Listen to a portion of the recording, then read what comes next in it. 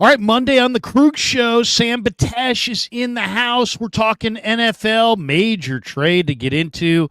Who got the better of the deal, the Steelers or the Dolphins? We'll get into a little breakdown on the NFC West, a little bit on the Steelers-Dolphins. We got a lot to get to. Let's go.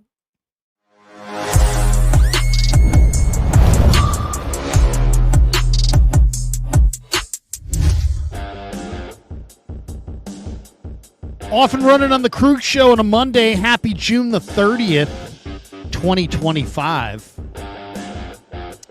25 years ago today. 25 years ago today. I welcomed my first baby into the world. My oldest daughter, my wife and I's first child. We have 4. But my daughter... You know, your first is always a little bit more special. Little bit more special. I always joke with her because I've got 3 boys that, you know, I got it right once and then not so great 3 times in a row. But happy birthday to my lovely daughter who's 25 and she's studying to be a nurse and she's fantastic. And I just saw her in Connecticut for a week on vacation, and happy birthday, Anna. So happy birthday, Anna. That is 25 years, Larry. 25 years. I thought you were going to give me sort of the professional 25-year update. No. 25 years of the most important thing you could do, arguably, right? I'll say this. You know it too. Yeah. You know, we have lots of different titles, right? You know, yes. I'm a talk show host. I'm a YouTuber. I'm a husband. I'm a father. Sure. To me, the title that I hold the most dear to my heart is that of father, being a father.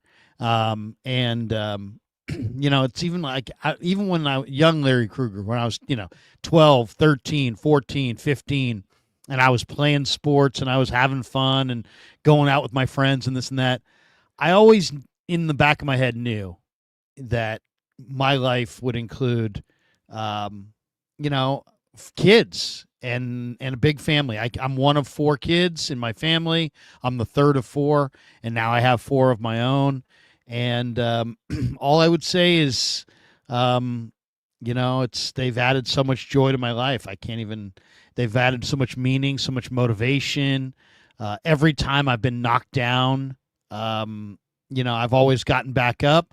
And it's like, and my kids are my motivation. My wife and my family and my kids are my motivation. So, happy birthday, Anna! Enjoy your 25th birthday, and I'll tell you, for people like yourself, if you're going through a thing with your kids and maybe they're just born, maybe they're little, maybe you're worn out, just know that, it goes by really, really fast, and just try to enjoy it as much as you possibly can, because I see pictures of you and your wife and your little guy, and I'm thinking to myself, dude, you're still in the, don't do this, don't do that. You're going to burn your, don't get burned. Don't walk behind the car. Don't run into the street. Don't chase the ball into the street. Don't put your finger in the light socket. You're still in that keep them alive kind of mode. But eventually it goes from that to, they become their own people, and it becomes very enjoyable. Anyway, so it's my long-winded way of saying happy birthday to my oldest daughter. And I love her a lot. So 25 years, you've given me plenty of good advice through those 25 years that now I've been able to apply for 3 years with Levi. So thank you for that, and kudos to Anna. That's spectacular. 25 years. Yeah. Way to go. That's awesome. Oh, absolutely. Thank you. And then, of course, welcome to the Krueg Show. We're live. Welcome to the Pig and a Pickle Krueg Show. Yeah. It is 11:16 West Coast, 2:16 East Coast. And, of course, Sam is in the house, and you're watching live on YouTube. But do us a favor. Smash the like button, hit subscribe, and make sure you hit that notification bell turned on. Make sure it's turned on so you never miss a show. And remember, once the live stream wraps up, you can catch the full replay anywhere you get your podcast, Spotify, Apple Podcasts, or wherever your favorite platform is. Just search The Krueg Show, and you'll find us. And we've got a lot to get into today, so we'll jump right in. But I do want to thank our sponsors. Thanks to Pig and a Pickle for being the title sponsor of the Krueg Show. Check them out in Emeryville and Corte Madera. Thanks to Claw Daddy Arcades. Great follow on Instagram at Claw_Daddy_Arcades to find a location near you. They're in Capitola Mall. They're in Visalia Mall. We're also brought to you by Sharp Corners Sports Cards and Collectibles. They're at 205 Cypress Avenue in Pacific Grove, California, on the Monterey Peninsula. Thanks to Anthony Catania. He's at 831-521-5264, and you can follow him at Sharp Corners 831 on the gram, as the kids like to say, and LearnKey Upskill Academy. They're an online learning platform designed to get you job ready in 6 months or less. Whether you're interested in IT, cybersecurity, could be a number of fields. They offer 30 certification programs to help you take that next step in your professional career. They've been in business for almost 4 decades. They've helped over 200,000 students, and they place about 100 a month in well-paying jobs. So thanks to LearnKey Upskill Academy. The links are in the description for all of the Krueg Show sponsors. That is beautiful. And thanks. We're Larry, off and running. Yeah, Larry, this Go is ahead. This is a and big tell one. people, Sammy, tell people about your channel, because Sammy's got a brand new channel. Yes. And you and the great Andrew Siciliano have put together a phenomenal channel. Tell people about it and where they can find you so they can like and subscribe at your channel as well. I love it. Thanks so much, Larry. Yes, please like and subscribe at Thinking Out Loud, Siciliano and Sam. That's where we exist. You can catch the Thinking Out Loud podcast with Andrew Siciliano and Sam Batesh right here. But yeah, catch us on YouTube at Thinking Out Loud, Siciliano and Sam. Search it and find us right there. And we are live on both of these today with Krueg Show, and we thank you for that. Thanks, Larry, for having us. Mondays have been huge with NFL, and look at the gift that we got given today. Yeah, so why don't we jump right into it? The big story of the day, and we'll add it to the screen, is this big trade. The Steelers get Jalen Ramsey. They get Jonnu Smith, which is kind of an interesting one, too, because they already had Darnell Washington. They've got Freiermuth. So you could argue the Steelers, have tight ends, but they added Jonnu Smith. And they get a 2027 7th-round pick. And they trade to the Dolphins, Minkah Fitzpatrick, who once upon a time was a Dolphin and was traded from the Dolphins and is now traded back to the Dolphins. And they get the Dolphins also get a 2027 5th-round pick. My first thought before, when I just thought it was Ramsey for Minkah was, you know what? Normally I would say the team that gets the corner is the team that gets the win. But I actually think Minkah, as the younger player, is probably the better player, the more valuable player. And I think the Dolphins win. I mean, they get Minkah in a 5th for Ramsey, who was making $21 million a year, Jonnu Smith, and a 7th. I mean, I think that's a good deal. I think the Dolphins are the winners here. What do you think? So, a couple of things. I want to make this about something that you and I have spoken a lot about. We have to address the NFC West here, because this was something that we thought was going to maybe be an arms race. We had just talked about it last week. We had Lige on, and we were kind of thinking about the Ramsey thing, and we were talking about the fact that, okay, he's been a Ram. Maybe Ramsey would go back to the Rams. Of course, you had Sean McVay claiming that maybe the money or something else wouldn't quite work out for them, and it didn't seem likely. And then we were kind of dreaming of scenarios where, okay, maybe the Niners come in. If the Rams aren't going to get him, maybe the Niners now steal Ramsey, and all of a sudden you got Saleh with this opportunity to work with someone in the talent pool that Ramsey is, and it's not happening for either. So I want to address that first, that part of this is where he's not going. So this doesn't change the math in the NFC West whatsoever. And we were both dreaming of scenarios where that's where he would be. I don't. Well, I mean, he laid out his criterion, right? And his criterion was, I want to be on a winner, and I want to be on the West Coast. I want to be in warm weather. Well, the Steelers are not a winner, not on the West Coast, and not in warm weather. So this is different. So I like what you're saying about Minkah. I think there's sort of a name wow factor, and Jalen still gives you more than Minkah. I mean, if you're in Pittsburgh, Minkah is a leader, and he means something, and he likes to say things that are catchy as well during the season. I mean, Minkah's not afraid to speak, just like Jalen, so that's cool. But Jalen is still more name value here than Minkah. I think you're right to give a measured approach to this. You got to look at age when it comes to these things. You got to look at, obviously, the draft pick. We're 5th or 7th, so clearly you got more value there. So maybe you're right. Miami might have gotten a little bit more, but I can't deny, outside of this happening in the NFC West, or for the Eagles, obviously I'm an Eagles fan. That would have been huge to see him with the Eagles. That would have been lovely. But outside of those moves, I'm actually excited, Larry. This changes the temperature. This changes the temperature in the AFC North, and this changes what I thought about the Steelers. It's almost not to say that Minkah for Jalen immediately as a swap makes them better, but now I'm starting to look at the totality of what the Steelers have done, right? We all know that Rodgers is sort of the face of the new look Steelers here, but when you start to look at now Jonnu, DK Metcalf, Jalen Ramsey. Remember Darius Slay also. So is Slay part of the reason that Minkah became a little bit expendable? If you're talking about for one season, yes, you can say Slay for Fitzpatrick. Maybe that's possible. Obviously, you got Joey Porter there as well. So there's something to be said. Now, when you look at the totality of what the Steelers have done, Larry, I'm actually excited. The Rodgers thing was not that exciting to me because we had heard about it we had months to think that Rodgers was going to be a Steeler. And it didn't necessarily say, wow, this is such an improvement on Russell Wilson. The Rodgers thing we still think could be even with what Russell Wilson gave them. But now, on top of the other moves, this is a bold offseason for the Steelers, and I don't think we're necessarily used to saying that about the Steelers. If this is a team that was upset with the fact that they lost 5 games in a row to end the season, including 2 to the Ravens, one which ended their season in the playoffs, obviously, you can't look much different. I'd argue maybe the Raiders are the only team that looks that much dramatically different than the Steelers do right now. Am I right?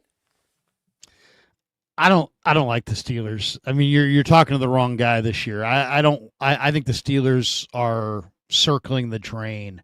I think Mike Tomlin's in a world of hurt, and I think they're going to have a bad year. I think both these teams are going to have bad years. I think this. Okay, so let's talk about this trade for a second. Yes. Why was this trade made? Okay, it was made for a couple reasons. One, it was made because the Dolphins could not afford to keep Javon Holland in free agency, and Javon Holland is their stud safety.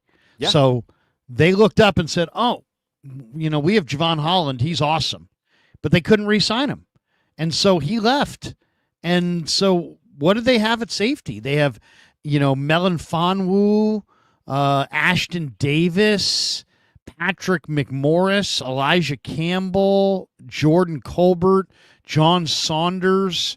I mean, they got nothing. So the Dolphins badly had to have Minkah to replace Javon Holland. So I think they're reeling. And then they trade Ramsey, but look at their corners. The Dolphins corners. Here are the Dolphins corners. Storm Duck, Kader Kohu, Artie Burns, yep, Cam Smith, Jason Marshall, 5th round pick, Kendall Sheffield. They don't have good corners. So, they just traded a corner. The Dolphins just traded a corner for a safety, but they don't have great corners, but they had worse safeties. So I understand it from the Dolphins' perspective. From the Steelers' perspective, I'm not loving the Steelers this year. I think this is a bad year for the Steelers. One, you're bringing in, first of all, you've got this this is another year where the Steelers are going to get to the end of the year and they're not going to have won a playoff game and they don't have their quarterback of the future on the roster. And it's been that way for years now. So, Aaron Rodgers, unless Howard shows him something, right? I mean, there's sort of 6th round pick, from Ohio State. Larry, as a Niners fan, you got to understand that sometimes the late round drop pick at quarterback works out. I mean, we don't know. I mean, that's a real flyer, though. It is. I mean, it is, and he's not even number 2, to be honest. I mean, it's probably Mason Rudolph. He's not made. But I mean, so they lost Najee Harris. Their running backs are Caleb Johnson, Jalen Warren, and they signed Kenneth Gainwell away from the Steelers. They also have Trace Sermon or Darrell Patterson. Yeah.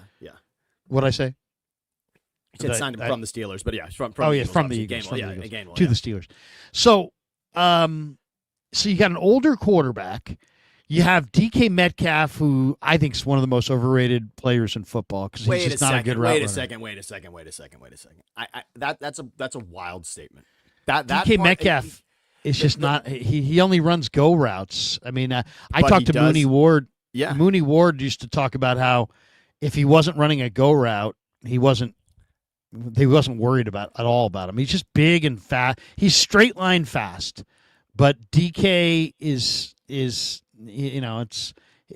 I don't think he's that special. I really don't. I mean, he's special physically. We're going to talk about the NFC West later. I think Seattle's going to be hurting without DK. I think DK is a special player. I think he is someone you have to consider when you're game planning. That when you're game planning against an offense with DK Metcalf, he has to be accounted for. And if Rodgers, what he did with Devontae Adams at the end of last season with the Jets, not a special season for the Jets, but if you look specifically at the last 8 games, what they were able to do together, there was something there, and Rodgers could develop that with DK. We've got footage from months ago with them hanging out in L.A., throwing the ball to each other. It doesn't necessarily mean that's going to be magic, but DK Metcalf's the kind of guy who can impact a game. I don't want to say you're talking about the most overrated players. I can't see DK Metcalf on that list. I think that's a little much. And a go route. He had 5. He only had 5 touchdowns. It was not his best season, but maybe. But again, a lot of times with the receiver, he hasn't had double-digit touchdowns though, Sam, in the last 3 years. He hasn't had he's had 5, 8, and 6 touchdowns the last 3 years. Yes, but if he's his catches have gone, his production's going the other way. I mean, he's gone from 90 receptions to 66 the last 2 years. Do you like him better than Pickens here with Rodgers? I do. If you're just talking about that, I like him better than Pickens. And again, I'm not here to say the Steelers are a Super Bowl contender. What I mean is this. I was ready to have the Steelers off the list of winning seasons. Again, Tomlin's never had a losing season.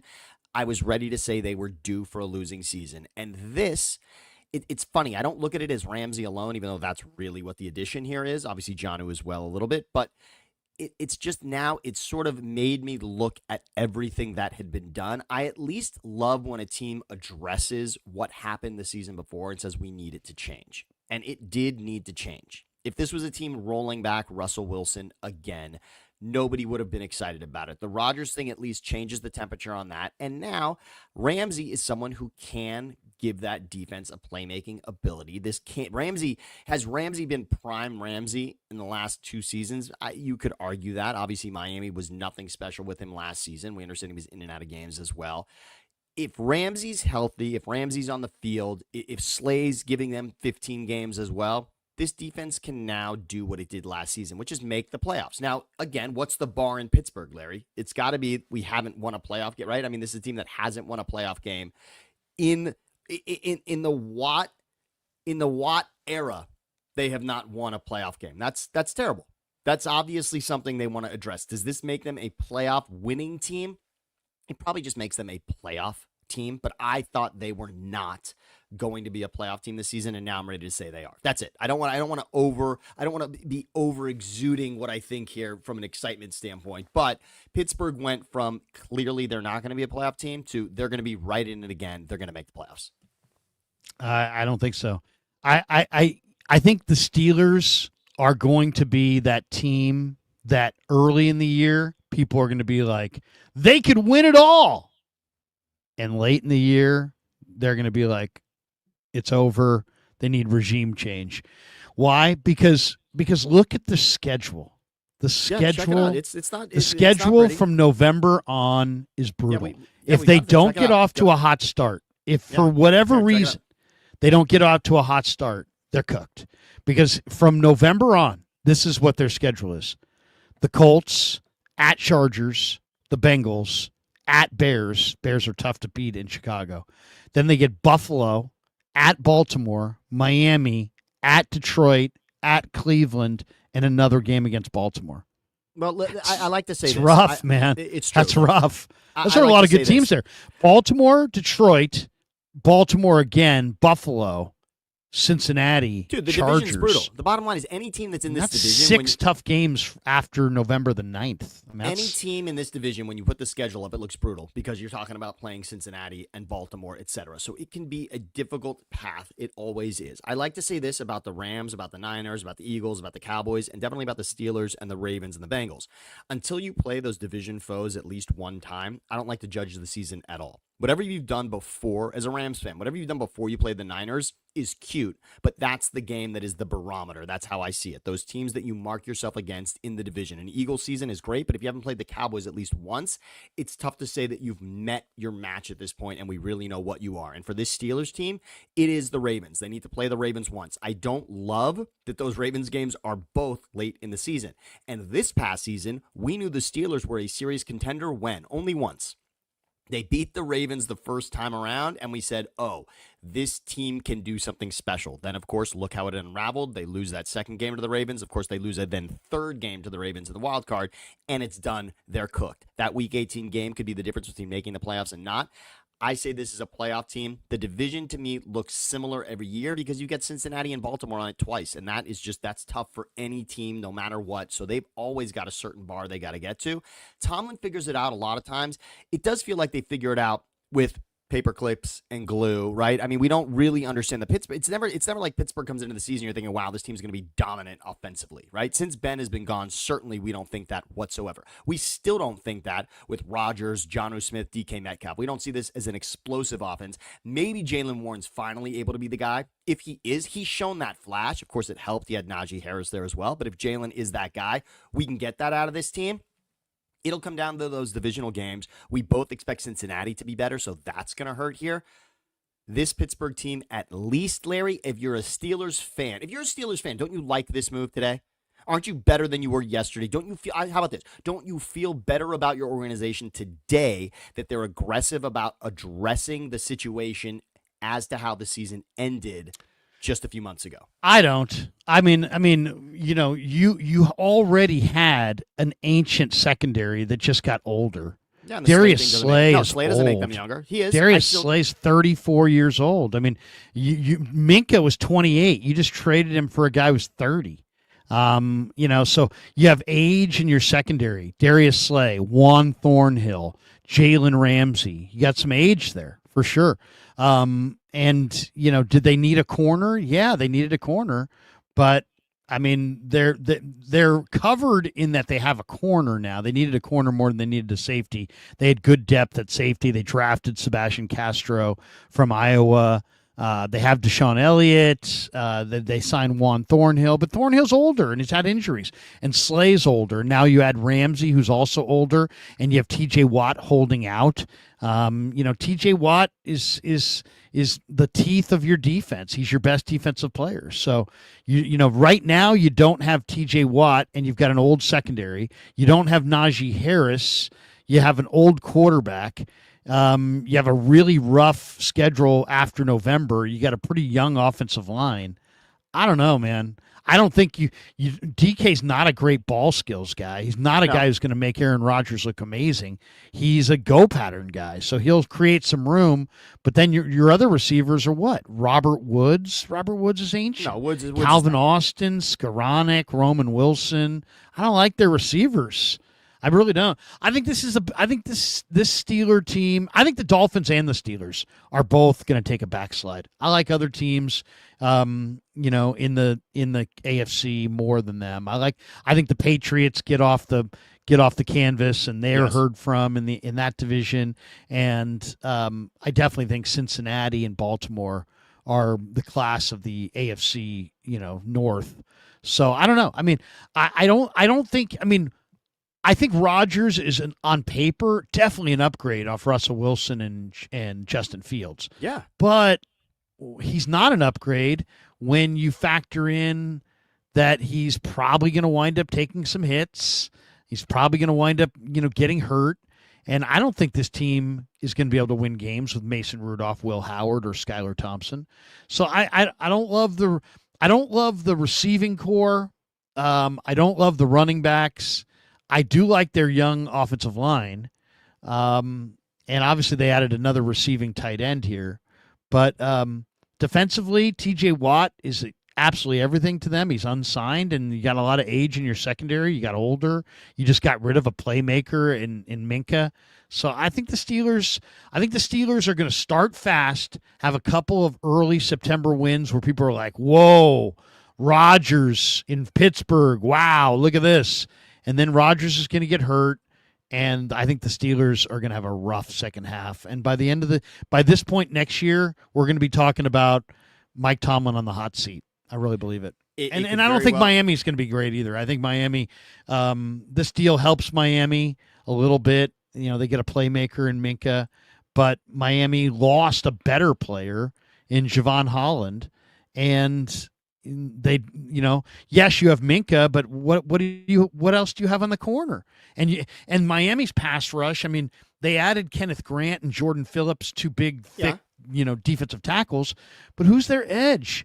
I mean, you've got Jalen Phillips, Chop Robinson, Mo Kamara. I don't, Bradley Chubb. It's not bad, but I mean, there's a lot of projection there. Phillips has had injuries. Chubb's had injuries. The other guys are kind of young and unproven. I don't know. I think the Dolphins, it's a rush and cover game. I don't think they have enough rush, and I don't think they have enough coverage.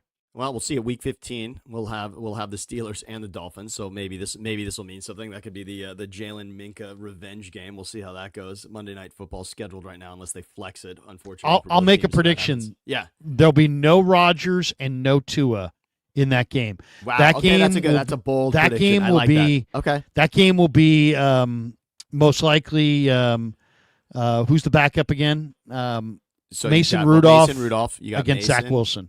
and Wilson. Wow, what a game. What a game we'll get at that point. All right, well, Larry, I like that prediction. To me, this is just a 9-8 conversation. This is a 9-8, 8-9 conversation, right? This is just they're teetering on that. That's the bar at which I have the Steelers 9-8, 8 or 9, 8-9. Which one will it be? I'm gonna side with Tomlin. Say they figure out a way to get to 9-8. Whether it's Mason, whether it's Rodgers, whether it's Howard, they're gonna do it. They've done it with less. And I think they've addressed needs, and they've at least said, we don't appreciate the way it ended last season. We know we have to get better. And they weren't going to have a dramatic quarterback move. Everyone had them taking Shedeur Sanders in the first round. They clearly did not do that, so they don't have this dramatic shakeup at quarterback. But Rodgers is different than Russell, and if he can give us what he gave the Jets at the end of last season, we'll see something interesting out of Pittsburgh. We don't have to hit it too much more than that, Larry. To me, I was more excited. I was more excited if it was an arms race between the Rams and the Niners for Ramsey. I felt like that was a swing there. This one less so, and we didn't have any rumors about Pittsburgh, so good for them. They kept it quiet. They made it happen, and I think when you do things like this is the kind of splash where you say, we don't love what happened last season with what we had, and we're moving the pieces around. Yeah, we'll see. I mean, Dolphins went 8-9 last year. Steelers went 10-7. I like Dolphins to go like maybe 7-10 this year, and I like the Steelers to go 7-10 this year. I think they're both gonna fall in hard times. I'm with you on Dolphins. I just don't. There's nothing. The Dolphins. It runs through Tua, and I hate. I don't want to. We don't have to talk about injuries, but what it's been to this point, I don't think anyone's excited about Tua at this point because of what happened last season and what his history has been.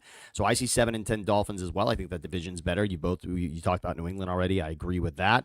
So I don't love Miami. I think Pittsburgh finds 9-8.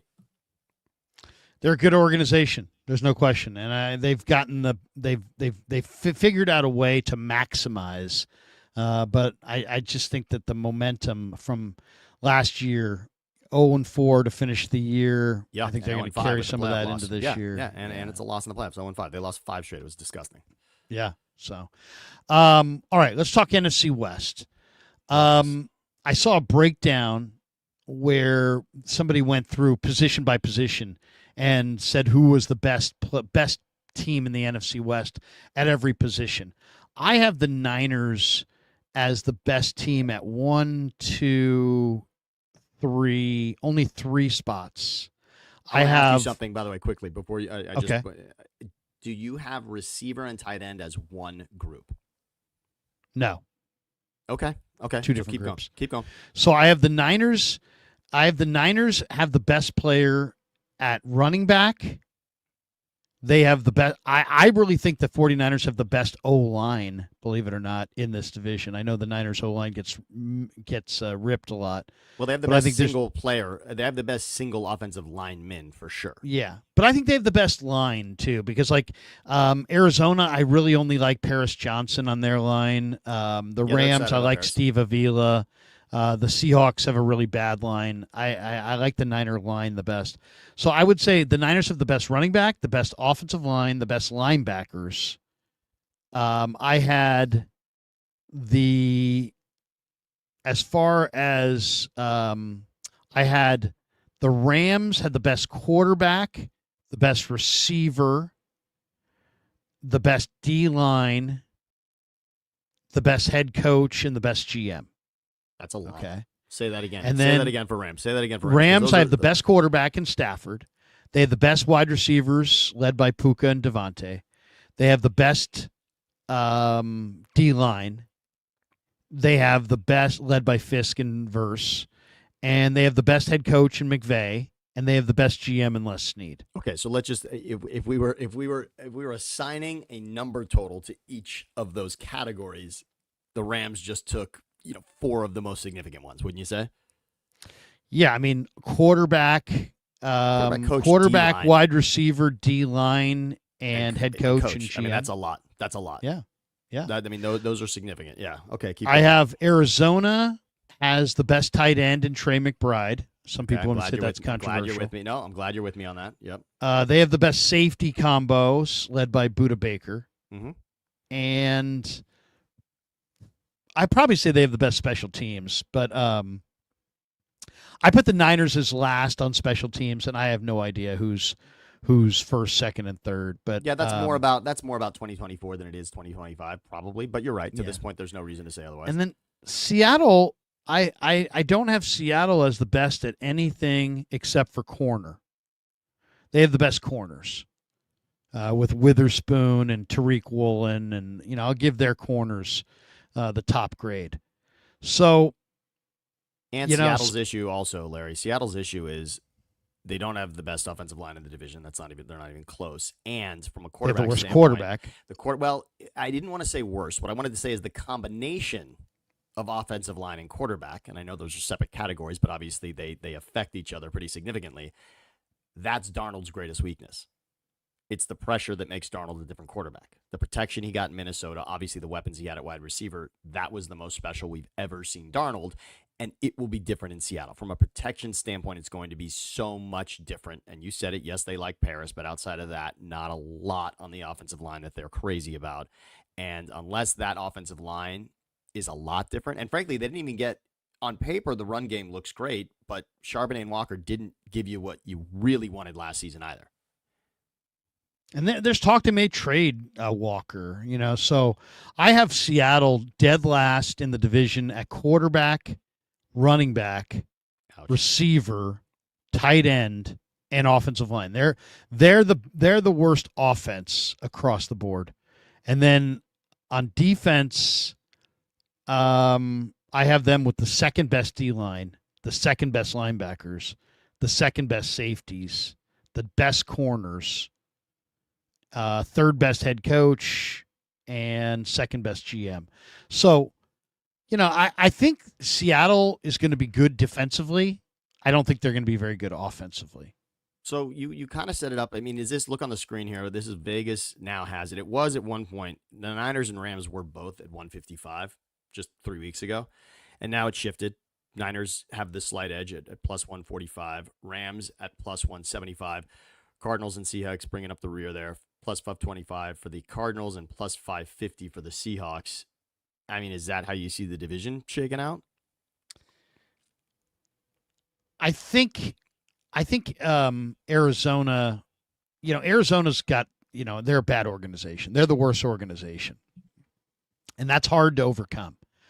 But I think that Arizona has a little bit more going in there for them than Seattle does. I think Seattle's going to wind up last this year based on Darnold and their offense. That's I don't love DK Metcalf, but I like him more than Cooper Kupp. Yeah, I was going to ask you about Kupp overall. I wanted to have that conversation a little bit with you. That could be an incredible outlet for Darnold. Since again, if the line is not as good, which means your Jefferson Addison is obviously deeper down the field, and he had time to throw the ball there. He'll have less time, arguably, here in Seattle, and maybe Kupp underneath becomes a good outlet for him. We know he doesn't have this immediate sort of tight end that you love throwing the ball to, and Fant. Does Kupp become, do we see a flash of what Kupp was a couple of seasons ago if now Darnold's finding him as that guy? No, I think Kupp will be derailed by minor injuries. That's usually what happens to Sure. older receivers. It's a quad, it's a hammy, it's a this, it's a that. He'll have soft tissue pulls. I think Jackson Smith Najigba is a terrific receiver, but their other receivers are young, and except for Kupp, and then Fant, I think is just kind of not that great. So I just think that they're the combination of Darnold, their weapons, their line, defensive head coach, losing Metcalf. I think Seattle's going to struggle offensively, and I think by the end of the year, I think Darnold's going to be Darnold. I think he's going to be Darnold. I think he's going to turn it over. I think he's going to have some injuries. I think we're going to get a look at the other quarterbacks, and then I think Milroe's going to come in. He's going to flash some really good things. He's going to win a game or two, and then they're going to be like, "Oh, we need to go with Milroe." And then I think Darnold's a one and done there. I think at the end of the year they're going to go with Milroe. So I think Seattle is going to backslide just on the weakness of their offense, and yeah. So I like Arizona. If I had to pick it, I would go Niners to win the division, Rams to finish second, Cardinals to finish third, and the Seahawks to finish last. Okay, so you're going with Vegas there. I could see that. I'm going to say the Rams find a way to win this division, even though I know we've dissected both schedules, and it's probably going to come down to the first place, last place slide there between those two teams. I mean, if you go here, if we're really splitting hairs between Niners and Rams, and you look here at the you start to look at really the schedules. I've said this many times. The difference between the Rams and the Niners schedule comes down to 3 games. If you want to pick out 3 games that are going to define the seasons for these two teams, look at week 3 where the Rams have the Eagles. That's a game where the Niners play the Giants. Week 6 where the Rams play the Ravens. That's a game where the Niners play the Browns. And then week 15 where the Rams play the Lions. That's the Niners playing the Bears. That's the difference between first place and last place schedule. Those 3 games are massive swing games where when you're looking at the Niners, you're looking at the Rams schedule and you're seeing Eagles, Ravens, Lions, and maybe you're saying those are 3 losses. And then when you look at the Niners schedule, go down and circle Giants week 9, Browns week 13, Bears week 17, and you're saying that's 2-1, 3-0, right? I mean, if you're just doing the win-loss game, that's kind of where you go with those schedules, and that could be the difference. On paper, what you said, though, about the Rams, I think is really interesting, Larry. I want you to say it again. What positions you think the Rams are better than every team in this division? Quarterback, head coach, definitely you got to GM. go Stafford, right? You got to give Stafford his, even though he's older. Yeah. You got to give him his. I think you got to give the Rams the receivers. I think you got to give him Puka and Devontae, even though I could give that to Arizona, but I would give it to the Rams. And then I don't know about special teams, but definitely I would give the Rams the D-line. And I like McVay and Snead. Yeah. But I don't love the Rams back 7. We'll see. I mean, the Niners went 1-5 inside the division last year. The Rams went 4-2. So that's going to be different. That's a big one. We know the Niners aren't going to go 1-5 in the division again. We know that's not. I mean, here's the thing: the Rams are a little bit. I think the Rams are not as good as people think. They won 10 games and they look good at the end of the year, and they played Philly the toughest of any of the teams. So people are like, "Oh, the Rams. Oh, look at the Rams." The Rams. I don't know if you know this, but the Rams had the same point differential as the Dolphins. That's awful. They were the Rams won the division. The Rams were the only team to win their division with a negative point differential.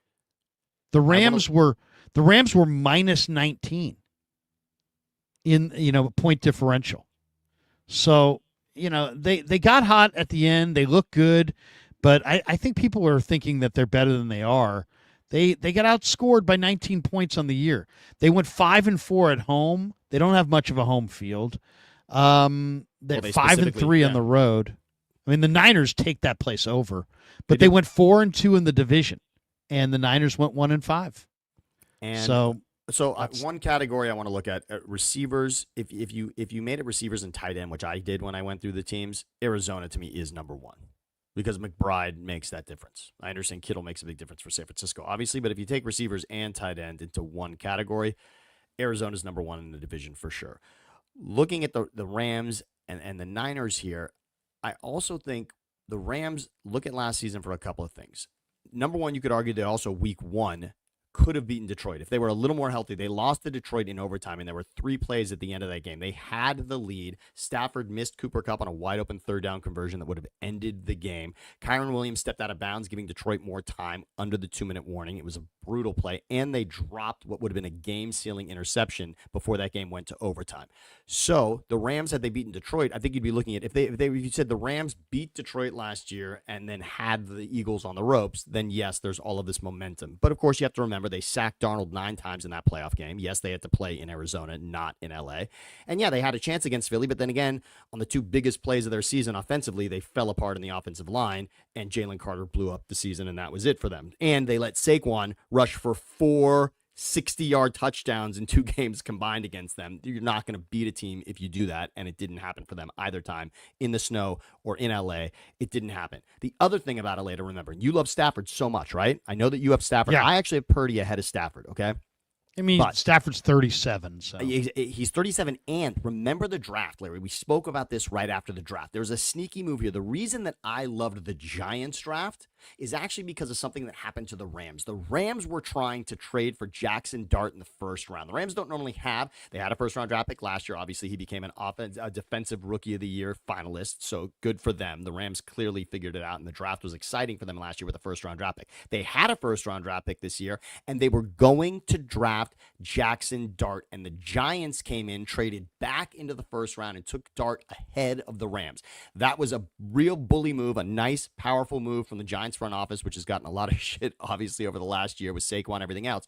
That was a big move by the Giants to get Dart. The Rams circled him. They wanted him, and they then traded out of the first round and didn't get him. So there's clearly some thought to Stafford not being the answer to all of their questions, including the fact they also, remember, Larry, let Stafford talk to other teams. Remember for a moment where we thought Stafford was going to be he was going to be a Jet for a moment. There was some fun talk about Stafford going somewhere else, and then the Rams came in, restructured the deal, and made it work. But clearly there was a moment in time where the Rams said maybe Stafford isn't everything we think he is.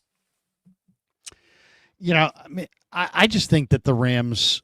First of all, there's several things I like about the Rams. I mean, I really like, I like Stafford. I like the makeup of their wide receiver core. You have Devontae, Puka, Atwell, Mario Williams from Tulane, the former SC kid, is a good player. I mean, he's an undrafted player, but he's a good player. Their line's definitely improved. They're just ordinary at tight end. I think the running backs are interesting. Corum, I've always been a fan of. Jarquez Hunter, I've been a fan of his as well. But to me, where I'm picking against the Rams is the Rams are paper thin on defense. And I love the addition of Poona Ford. I mean, that really helps them in the middle. And drafting Chris Paul Jr., Chris Poo Paul from Ole Miss in the 5th round was a great steal. But if you look at the Rams depth chart, they don't have a single backup defensive player that's worth a damn at all. I mean, Chris Paul would be the best backup they have. They got a couple other rookies, Josiah Stewart from Michigan, Ty Hamilton from Ohio State. They're not bad. But, I mean, across the board, their starters on defense look good. But their backup at the same spot is a disaster. So their first team line's Braden Fisk and Byron Young, Kobe Turner, Poona Ford. That's huge, a really good line. I say it's the best defensive line in the division. Clearly, yeah. But the backups are Dawan Johnson, Tyler Davis, Ty Hamilton, Josiah Stewart, Larrell Murchison, Jack Heflin. I mean, it's just not a great group. And then if you look at linebacker, you know, their backup linebackers, Troy Reeder, Chris Paul, I like, but Brennan Jackson. Their backup DBs, Kobe Durant, Jalen McCullough, Tanner Ingle, Emmanuel Forbes, Charles Woods. I mean, that's bad. If you just look at their first team, D, you'd be like, hey, Quentin Lake is nice. Cam Kinchins, Cam Curl, pretty good safeties. Witherspoon kind of came into his own last year. You got Darius Williams. Hey, they look pretty good. But then you just look, if they have every single backup on their defense is outside of Chris Paul is just a guy. But that's what backups are. Guys. But that's what backups are, and sometimes. But that's not what the Niners have. I mean, the Niners have real backups. Seattle has real backups. Arizona's got some real backups. Like, I want to talk about Arizona quickly on one thing. I went into a deep dive last night and read a little bit about their general manager, and he's the least known general manager in this whole group. Fort. Yeah. Monty Austin-Fort. Go look at his background. For those that think, all right, clearly John Lynch has made a name for himself. Les Snead, obviously, and John Schneider is still probably getting accolades from the Legion of Boom in the draft class that went to back-to-back Super Bowls and threw the ball instead of giving it to Marshawn on the 1 yard line against the Patriots. But those are the GMs that all get mentioned, right? If you were playing just a name that GM, Schneider, Snead, and Lynch would come off the board. Nobody knows who Monty is, right? Yeah. Austin-Fort. And he's done a nice job. But look at what he has slowly done in Arizona, and he gets the cachet and the extra feather in his cap, and we should all give him the credit. He was part of the Patriots dynasty in their scouting department. So this is a guy that identifies talent and understands how to build without superstar names, and he's doing it in Arizona very slowly and steadily, and some of those names have really popped, and this team is to be reckoned with because you actually like their quarterback. In fact, I'm not even sure. You didn't tell me who necessarily. Did you say that you liked Purdy as the second best quarterback in this conference? I got Kyler third. I know you like Kyler a lot. That must have been tough for you because I know you believe in Kyler, specifically what he did against the Niners last season. But Kyler has the ability, and Budda Baker said something. You and I were texting back and forth, Larry. Budda Baker said that Kyler is, to him, the most underrated player in the entire league, and this is a guy that sees him obviously every day in practice. Kyler's got unbelievable game-breaking ability at the position, which we all know is most important. And if we think the league is moving in the direction of course, mobile, agile quarterbacks who can also be accurate, Kyler can do all those things. He doesn't have the size of Josh Allen, but he can do all of those things. No, I love Kyler. I mean, I'm a Kyler guy. I really do like Kyler a lot. There's maturity that needs to happen there, and I don't know how all in he is, but he's, to me, he's a franchise quarterback for sure. I mean, he's a franchise quarterback. He's a top 10 NFL quarterback. Yeah, I think if anyone takes a lesson from today, you every time you and I start talking about the NFC West, it becomes this really natural thing to just say Niners and Rams. And yes, we're looking at the Vegas odds here, and yes, Niners and Rams are at the top, and there's a clear break between Niners, Rams, and Cardinals, Seahawks, but Arizona, remember that this division was wide open last season. And of course, remember it was Seattle and the Rams that it came down to. We all know the Niners had a brutal season, but Seahawks were in it until the last week of the season. And the Cardinals, every team in this division outside of the Niners really had a spot in first place during the year last year. Later, in the second half of the year, all of these teams claimed first place at one point, except for the Niners. So the Cardinals, there was one play in the Cardinals-Lions game last season that was called back on a penalty that would have changed that game dramatically. The Cardinals could have beaten the Lions in that game as well. The Cardinals will be, and if it doesn't happen immediately this season, in the next 2 seasons, the Cardinals are going to creep back in. And they're going to be a team that the Niners and Rams have as a thorn in their side. The Cardinals are to be reckoned with. It could happen next season. I still think it's the McBride that could be that difference. I think McBride is ready to be an absolute WWE level superstar in this league. I think he's going to set the bar at tight end for the next decade. And if that happens, and if he's in the end zone more often than he was, because a lot of those touchdowns went to Wilson instead of Trey McBride last season for some reason. But if McBride's in the end zone a lot more, people are going to start to recognize that name the way they should. And if Kyler and him are on the page that way, scary. I love the Cardinals secondary. I mean, you've got Budda Baker and Jalen Thompson at safety. You also have Dadrion Taylor Demerson from Texas Tech, who's just a playmaker. You also have Jamie Robinson, the former Florida State kid. So that you got a lot of good safeties. And then at corner, you drafted Will Johnson out of Michigan. You have Max Melton out of Rutgers. You have Garrett Williams. Keitrell Clark played at Louisville. Denzel Burke, they drafted in the 5th round out of Ohio State. Starling Thomas is a good player. Always loved him. You've got Darren Hall, Elijah Jones. I mean, they've got some nice corners. I mean, they got some good corner depth. So I really like their secondary a lot. And Calais Campbell and Dalvin Tomlinson inside, it's a little bit of a work in progress, but you got Walter Nolan, you got Baron Browning and Josh Sweat off the edges. They got Sweat. Sweat's a nice one that they obviously got. His last game Cody that everyone Simon. saw him in, he could have been the Super Bowl MVP. That Josh Sweat everyone believes in. And Calais, if you look back, Calais still was making an impact last season, which is amazing. I don't know how Calais Campbell is still doing it, but he was last season still a playmaker at that position. Yeah, no, I like the Cardinals. I just, you're leaning on James Conner. You're leaning on, some of their receivers. That's probably what I like least. I think I like that Marvin. least. Well, I'm not crazy about the receivers. I mean, they have Marvin Harrison, but then Michael Wilson, Zay Jones, Simi Fehoko, Greg Dortch.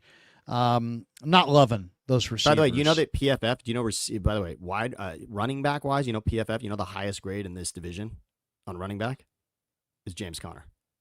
Which I think it should be because he was productive last year. He's for sure, but I mean he's also old. Yeah, he's got a lot of mileage. Trey Benson's his backup. They have Dermacado, runs really really hard. Now DJ Dallas is there as well. They have Michael Carter, the former Jet.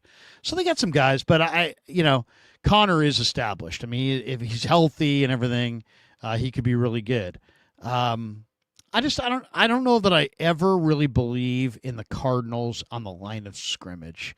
I love Paris Johnson, the left tackle, but the rest of that line, I love Walter Nolan on their defensive line, but at this point, Dalvin Tomlinson, Calais Campbell, Baron Browning.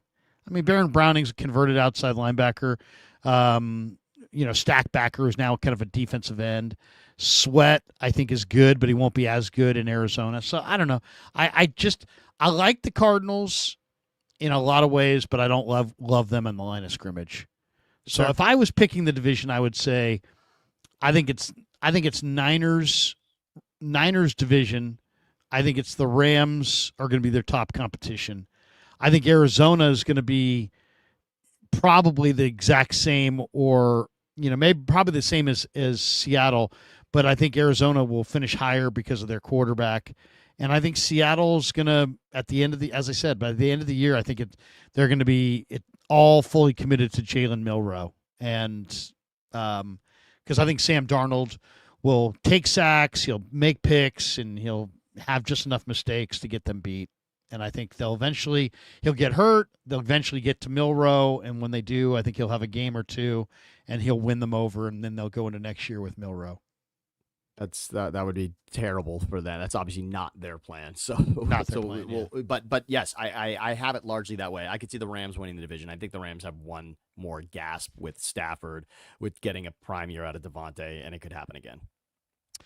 So we've broken down the NFC West. We've talked a little bit about Steelers, Dolphins. We wanted to finish with a little Roethlisberger discussion, right? Yeah, I teed you up on this. I have the sound is down there, Larry. If you want to play this, this is what Roethlisberger said on his podcast. Aaron in his prime over Patrick now. I think Aaron Rodgers. Well, I would take Aaron in his prime. Wow. Over Patrick now. I think Aaron Rodgers at his prime was one of the top few to ever do it. And so is Patrick Mahomes at his prime. Patrick Mahomes is just like entering out of his prime, I think. You think? I mean, Aaron Rodgers, yes, I think Patrick Mahomes is a phenomenal. He's going to go down as another arguable GOAT. Mm-hmm. I mean, there's only like one GOAT, but there's GOATs. Interesting. Well, okay, so there's Roethlisberger. It's easy to rip that and just be like, what's he saying, Mahomes? Because everybody's in this recency bias. And now, Mahomes is still on top of the football world. He's probably got, more Super Bowls still to win. He's in his prime. Rodgers is just an older guy. At this point, he's a little crazy. And, he's got his own beliefs and he's polarizing. And it's real easy to be like, what? But I know exactly what he's talking about. If you said to me, because you got to evaluate the quarterback versus what's going on around the quarterback. So how do you do that? It's very difficult to do. But Aaron Rodgers, I think, has reached a higher level of quarterback play than than Mahomes. But Mahomes has had a better teams and a better coach, better everything, more support. So, so Mahomes looks indestructible, looks the best. But I really think that if you took, Rodgers when he won the Super Bowl against the Steelers, Roethlisberger also has, he has Rodgers' greatest day fresh in his mind because he lost the Super Bowl to Aaron Rodgers. If he had lost the Super Bowl to Mahomes, maybe he would have Mahomes fresh on the mind. But he lost to Rodgers at his apex. So I think if you really do remember what Rodgers was at the apex of his Hall of Fame career, I think I would agree with Roethlisberger that the best of Rodgers is better quarterback play than the best of Mahomes. And yet Mahomes is going to be considered, right there with Brady because of all the winning, where Rodgers is going to be a distant, nobody's going to say he's better than Brady because he only won the one Super Bowl. And, guys like Plunkett and Eli Manning has 2 Super Bowls, and he's a 500 player in his career. So, it's like Rodgers only has 1, but I do believe that Rodgers at his best was better than Mahomes at his best. Okay, let's make this argument what it really is. Let's remind everybody, if we can somehow take out of your brain Rodgers as a New York Jet, and forget about whatever pictures you've seen superimposed with him as a Steeler. All right, just take that out of your mind. Let's picture Aaron Rodgers on stage accepting an MVP. And don't just think about, what did he do against the Niners in the playoffs? Because the Niners beat him head to head 3 times or whatever. Although he had very good games. In fact, I went through this little practice last night. Rodgers has been in 5 conference championship games. Mahomes is in 7, and Mahomes has 5 wins. Rodgers only has 1, but Rodgers only played 1 of those conference championship games at home. And Mahomes only had to play 1 of those on the road. So that speaks to your point about who had the better team. The other thing is, Roethlisberger, you said, had Rodgers on his best day and maybe at his apex. It wasn't even his apex, Larry. He was a league MVP and a Super Bowl MVP, which is nice. Rodgers was spectacular that season. Rodgers won the MVP 3 times after that Super Bowl. And maybe that's why the argument is, how did he not get back there? But as I just said, he's playing conference championship games, most of those on the road. He played a lot better in those conference championship games. He didn't even throw the championship game he won. You know how many touchdowns he threw in the game he won against the Bears? 0. Couldn't believe that when I was going back and looking at that. Yeah. Now, remember, that was the game I think Caleb Haney had to come in, right, Larry? Remember, that was the game where that was the game where everybody was killing the Bears because of what happened on the sideline. Remember, he couldn't get back into the game. From a quarterback standpoint, not only did they lose their starter at that point, Cavallari's husband, but they also lost the backup in that game. And Haney, the 3rd stringer, had to come into that game for the Bears because Cutler was injured in that game. And that was a game where everyone saw Cutler on the sideline and he was still there. And everyone's wondering, why is he not in the game? It's the NFC Championship game. But that was the one Rodgers won, that NFC Championship game against the Bears.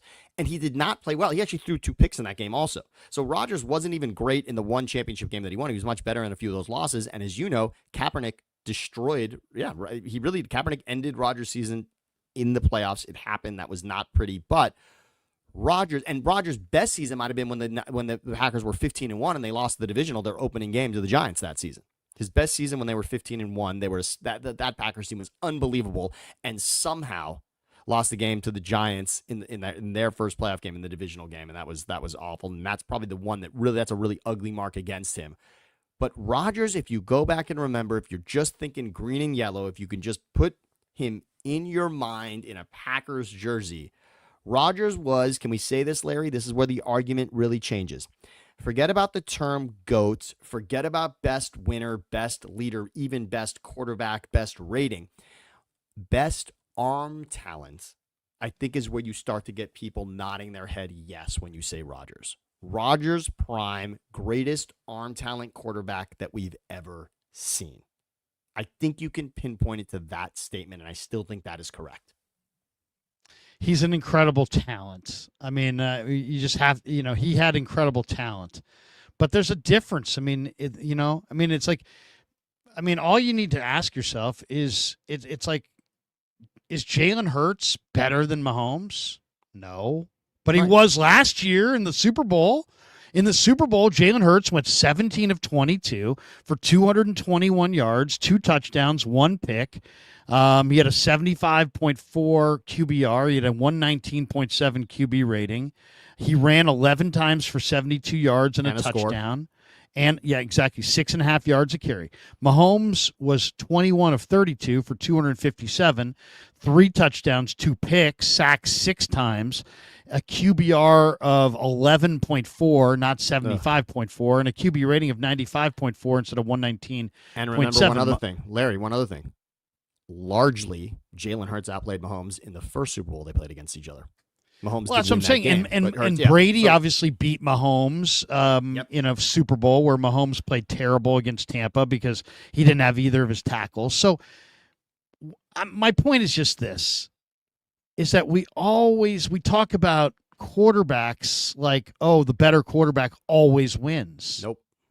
Jalen Hurts is not the better quarterback than Patrick Mahomes, but he won on Super Bowl Sunday. So if you're going to be one of these guys, it's like, well, the team that wins is always the better team. The quarterback of the team that wins is always better than the quarterback of the team that, well, I mean, come on, man. That's just not the case. Sometimes usually the better team wins, and usually the better team also has the better quarterback. But just because Jalen Hurts beat Mahomes doesn't mean that Hurts is better than Mahomes. No. So just because Aaron Rodgers only has the one Super Bowl doesn't mean that he didn't play at a really, really high level. I'll just say this. Aaron Rodgers in his prime made some throws and with some accuracy that Patrick Mahomes can't make.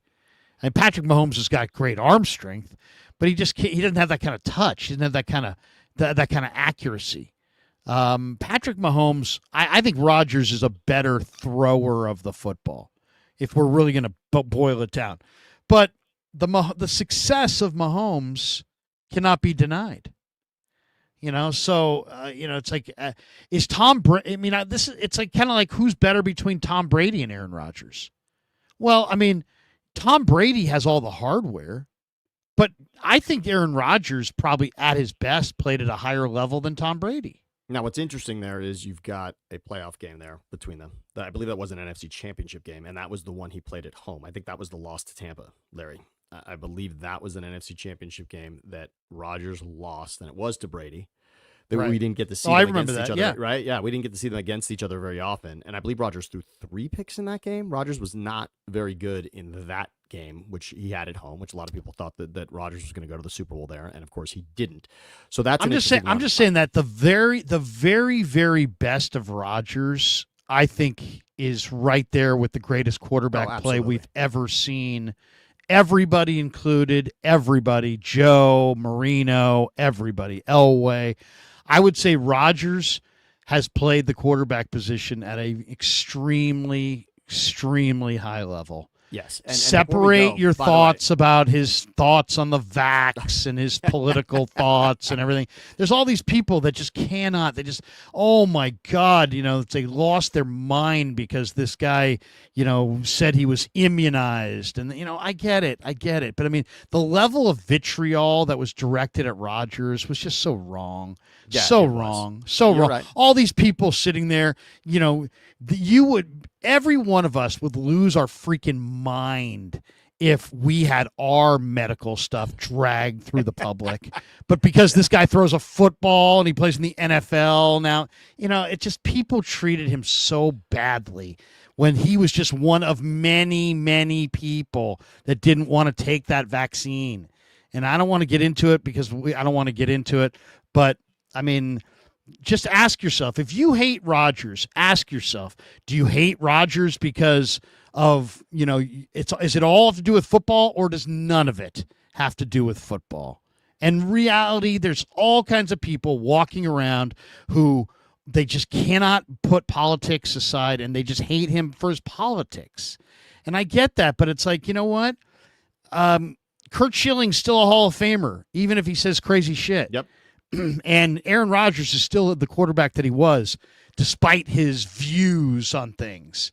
So there's just a lot of people that they just can never separate their personal feelings or their feelings about other issues from a debate that has nothing to do with those issues. Yeah, you're We're right. debating about who plays the quarterback at a higher level. Larry, before we go, I want you to tell your story about watching that Super Bowl that Rodgers did beat Roethlisberger, because it's a good one. And also, I wanted to correct Rodgers, by the way, in that NFC Championship which Rodgers did host Brady and lost that game. Right. I was wrong. He actually threw 3 touchdown passes in that game, 1 interception. The interception was critical in that game, but he did have a nice day again against Brady, but lost the game, as you said, Larry. It's not always the best quarterback that day. Who did Rodgers? Didn't he beat your Eagles to go to the Super Bowl? That runs Vic. He beat Vic. Remember, that was the team. That was the Deshaun Jackson that team. day. Yeah. I thought Rodgers played at the highest level He did. I've ever seen. As far as on the road, They were in a wild card Philly, team. Yep, they were a wild and card he team. was putting out patterns like Yes. just 18, 19-yard out patterns. They were like handoffs. He was He was incredible so accurate. It was unbelievable. That was So an impressive run. I think Rodgers is crazy and aloof and kind of a weirdo and this and that. But and I wouldn't want him necessarily in the Niners, but I do respect the hell out of the level that he got to as far as quarterback play is concerned. As far as that Super Bowl, so I do have to tell this story. So my wife, I told Sammy this story. So my wife going into Packers Steelers Super Bowl. Our kids, it's like we have our own. I have my own friends from college. My wife has her own friends from college. But then, when your kids are little, you're in play groups and their friends and the parents of their friends kind of become your friends, and you start doing stuff with people that you would never do stuff with normally, because I'm not saying that like, oh, I'm better than you. I'm just saying these aren't my good friends, right? These are just people that invited us to their house. So we get invited to these people's house, friends from school, from the kids, and my wife's like, "Hey, we got invited to go to our friend's house for Steelers Packers," and I'm like, "Oh, honey, I got $500 on the Packers," and I go, "That's like maybe one of the biggest bets I've ever made."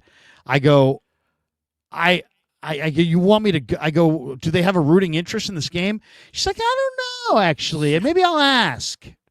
I go, yeah, maybe ask. So I asked her, and then I asked her a couple days before, do they have a rooting interest in the game? They do, but I don't remember what it was because my wife's not a sports fan. So she's like, but you don't mind, right? I'm like, well, I don't mind, but I've got big money on Green Bay, and I know Green Bay's winning this game. So as long as they're not Steeler fans, we're fine. She's like, well, no, they're probably not. They probably like Rodgers too. All right. Now it's the morning of Super Bowl Sunday. We're going over there to their house. We're going to leave at, 1:00. Oh, and by the way, I did find out they're Steelers. I'm like, they're Steeler fans? He's like, yeah, they're Steeler fans. Not just rooting for the Steelers that day, Steelers fans. Not Steeler just for the fans. Super Bowl, true Steelers fans. Steelers were 6-1 in the Super Bowl before this game. Just I want to remind everybody, right? Steelers were 6-1 in the only Super Bowls. loss was Neil Dallas. O'Donnell, Larry Neil Brown O'Donnell. Yep. in Arizona, Super Bowl 30 or whatever it was. Okay. So I go, well, shit, honey. I go, Green Bay's going to win that game, and they're going to be all pissed, and we're going to be like synonymous with the loss, and we're never going to get invited back. I go, you probably should just cancel. And she's like, no, we can't cancel. We can't cancel. And I go, she's like, you can't just pretend that you don't have money on Green Bay. And I go, well, I won't announce. $50 maybe you could. I go, I won't announce it, but I'm going to be sitting there rooting against them in their house I go, they're going to hate us. And she's like, well, could you just root quietly? So because I'm a good mate, I'm a good husband, I said, okay, let's do it. I go, what do I care? I know I was so confident that I was going to win that I knew I wasn't going to sit there and be the one looking like an idiot. I wasn't going to be sitting there losing $500 as these people were sitting there clapping. I knew Green Bay was going to win. Green Bay was way better, way better. If you remember this year, Green Bay had like 22 guys on season-ending IR. and they still were rampaging because they were so freaking loaded. Thank you, the late Ted Thompson. Okay. So I get to the house. The door opens. Oh, my God. They were not Steeler fans. They were on the team. They were Pittsburgh Steeler people. Every person in the house, the kids, grandma, grandpa. By the way, this family's parents were divorced. The only time they ever get along is around the Steelers. So now you have the divorced grandma and the divorced grandpa, and they normally fight like cats and dogs, but they get along great because they both fucking love the Steelers. I've got these kids who are like 8 and 9 who are like, we always win the Super Bowl, right, Dad? Right, Dad? And he's like, yep, we've only lost that one. We win Super Bowls. We win Super Bowls. And I'm like, look, I'm rolling my eyes. I'm like, not today. Not today. You're not going to win today. I'm like sitting there. And sure enough, Green Bay kicks their ass. And we're sitting there, and it was like a freaking morgue. Like, I don't even think I was not rooting out loud. I did not tell them I had money on Green Bay. I kept it to myself. I kept my enthusiasm at a total, not up, not level. Down, no, you were total level. You neutral, level. Totally neutral. As I'm sitting there with a Cheshire cat grin, knowing I'm cashing. All right, they have terrible towels. They're all waving the terrible towels. We sat on a couch that had a Steeler blanket over it. Everybody had a jersey on. They lose the game. We're walking out of the house. And I go, oh, that was fun. And my wife goes, yeah, that was fun. I looked at her. I go, I was joking. I go, that was fucking a nightmare. I go, are you kidding me? We're never going to be invited back here. Oh, no, stop it. We're going to be invited back. No, honey, we are never going to be invited back. We are never going to step foot inside these people's homes ever again. We are never going to be invited back. We are synonymous with this loss. We will never see those people again. Okay. That was whatever year that was. What year was it? 2011. I think 2011. 2010 season. 2010 season. Yeah. We're coming up on 13 years. We've never seen them again. Does Kevin? We've never been invited back. Does Kevin know that he had this best friend potential that he's just like eliminated from his life? Well, it was funny because like 5 years ago, these people's names came up, and I'm like, I told you. I told you when we walked out. Remember I said to you, we're never going to be invited back? She's like, I know, but I thought that it wasn't that big of a deal and that they would get over it and that they would invite it. No, honey, you don't get it. No, the Steelers don't lose Super Bowls. We are synonymous with losing that Super Bowl. We've probably been blamed for losing that Super Bowl. Without question. And we're never going to be invited back. And she's like, you were totally right. I had no idea. She's like, how did you know? I'm like, I just know. Once I saw the terrible towels, once I saw the family that wasn't united, that was united on Super Bowl Sunday, and then the Green Bay rolled in and just ruined their day. I mean, it was literally like these people, like they when we got there, they couldn't be nicer to us because we don't know them that well, and we're in their home. By the end of the day, by the end of that game, I don't even think they were even looking. They were just like, no, there's no goodbyes. And if they were swearing. They were pissed. Yeah. They were just like looking at their feet.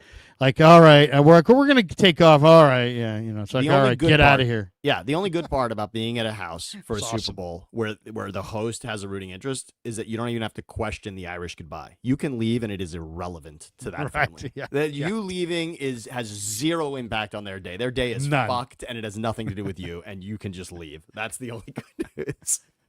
The kid. I mean, picture this. You got an 8-year-old crying. I thought we didn't lose Super Bowls. You had grandma and grandpa who were getting along, now taking their jerseys off. They're pissed.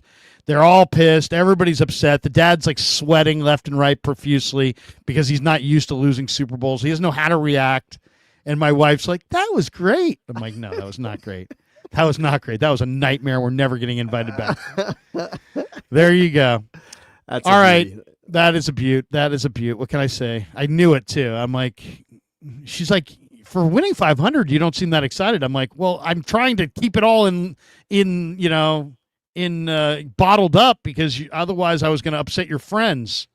Now it's like, yeah, you're right. I'm like, done. Never to be heard unbelievable. Unfreaking believable. All right, that is going to do it for us.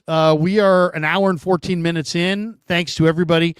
Once again, hit like and subscribe. Sammy, tell people if they haven't already subscribed to you. Tell them where they can find you and Siciliano's pod and how they can sub. Absolutely. Thanks so much, Larry. At Thinking Out Loud, Siciliano and Sam. Catch us there. I threw it in the comments as well. At Thinking Out Loud, Siciliano and Sam is the name of the YouTube page. Andrew Siciliano and Sam Batesh hosting a podcast, Thinking Out Loud. You can find us at Spotify, find us in Apple Pods as well, and, of course, on the YouTube page that you're watching along with Krueg Show right now. So thank you. Like and subscribe there. We appreciate it. Thank you, Larry. All righty. That's going to do it for us. Thanks to Sammy. Thanks to all of you. Thanks to Pig and a Pickle for being the title sponsor of the Krueg Show. Thanks to Clawdaddy Arcades. They're a great follow on Instagram at Claw_Daddy_Arcades to find a location near you. They got a brand new location in Capitola Mall. They also have a brand new location in Visalia Mall. Thanks to Learn Key Upskill Academy for sponsoring this live stream as well. The link's in the description. Thanks to Sharp Corners, Sports Cards and Collectibles as well. And the great Anthony Catania, and of course, thanks to Pig and a Pickle. Thanks to Sammy. Thanks to all of you. Have a great rest of your Monday.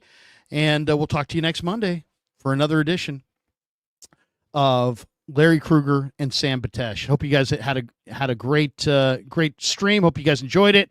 Until next time, we appreciate every single one of you. As I'm vamping because I'm looking for the button to hit to get us out of here. And oh, there it is. Wrong button. Yeah, never met a man I've been scared of. Careful, you gon' get it.